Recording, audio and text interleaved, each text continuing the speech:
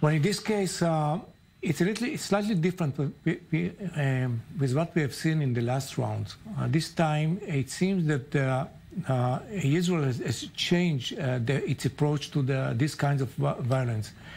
In previous rounds, we have seen this was the procedures. It was a violence. The Egyptians intervened and came to and agreed upon a ceasefire. For each of the sides give the Egyptian, as a broker, its consent to the ceasefire.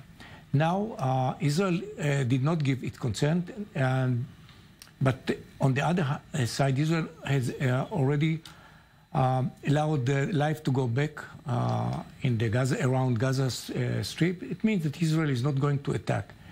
The Hamas from its side said that he's not going to fire unless there is a fire. But things are still boiling. We are waiting for this march on Saturday, Million March, they call it. Right, this is the Million Man March that Hamas has called for name of this weekend. To make sure that the audience understand, it's the march of returning to our land. It means it's part of the ideology of Hamas. It's a core activity. It's not just a parade, ordinary. Right. This is simply we are going back to our conquered lands. Right. What you mean is that it's a march that is the ideology behind it is to take back all of Israel. And it's in the last year it became a major part of their activities, alongside with the balloons and other, trying to make life on the let's say 20-30 kilometers around Gaza miserable for the people there. And Israel is actually, it seems, we have to watch it. It might, but it might be that Israel is going to change it. Now, there is no one way. There is no a magical strike.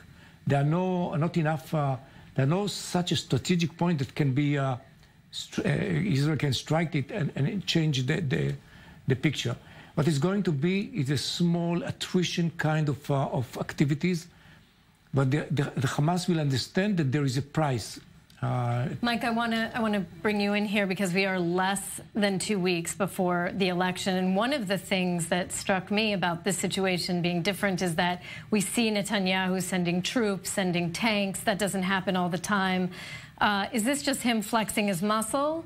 Because he has a very delicate line to walk here. Netanyahu has been hammered over the last, 4 or 5 months now, ever since the rocket attacks from November, 400 rockets fired into Israel's south. And especially since then, he's been hammered from both the right and the left about not doing enough about Hamas and Islamic Jihad, not being tough enough on them, letting $15 million of Qatari money flow into Gaza every month to pay the employees there. I think this was finally his way of saying, you know what? Still not going for an all-out war because that is incredibly costly, but this is his subtle way of saying we're not going to let Hamas dictate the terms anymore. We're not going to let them call a ceasefire and us then react and say, okay, everything's good now. This is his way of saying that everything will now be done on Israel's terms. Just because Hamas wants a ceasefire doesn't mean Israel will accede to it. And therefore, I think that was mainly the reason for the troops going there rather than some strategic reason that, troops were actually going to enter Gaza. Right.